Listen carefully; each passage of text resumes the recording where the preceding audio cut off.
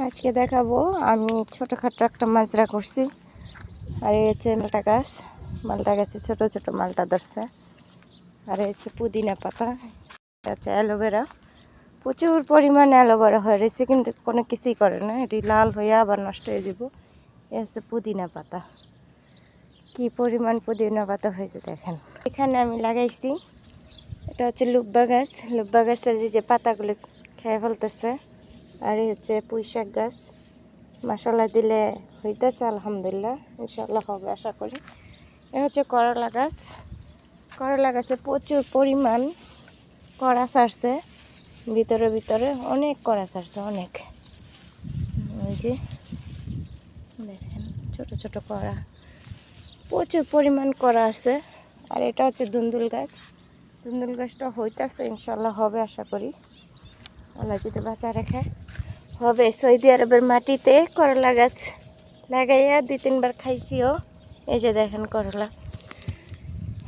আর এখন দুন্দুল গাছ লাগাইছি, পুঁই শাক লাগাইছি, আল্লাহ যদি রহমত করে তাহলে ইনশাল্লাহ খেতে পারবো, এই আর কি।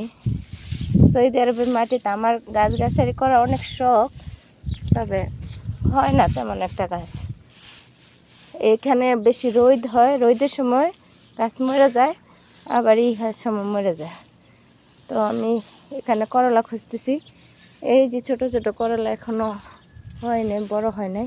কিছুদিন আগে প্রায় 1 কেজির মতন আমি তুলে নিছিলাম, এখন আর হয় নাই। আর এই যে আমার মরিচ গাছ, মাশাআল্লাহ মরিচ গাছেও মরিচ ধরছে, এই যে দেখেন।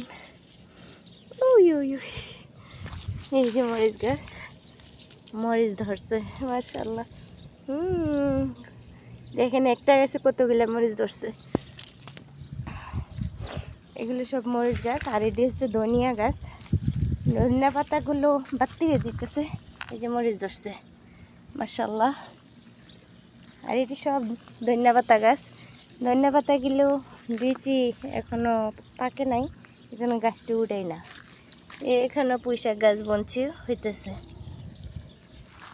এখানে মরিচ গাছগুলো আলাদা আলাদা করে বনছি। ওই যে বেগুন গাছ, এখানে আমার একটা বেগুন গাছ, এই যে ফুল ধরছে বেগুন গাছে মাশাআল্লাহ।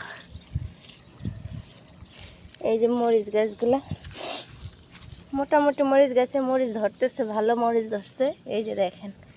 ওয়াও, এখানেও আছে প্রচুর মরিচ গাছ।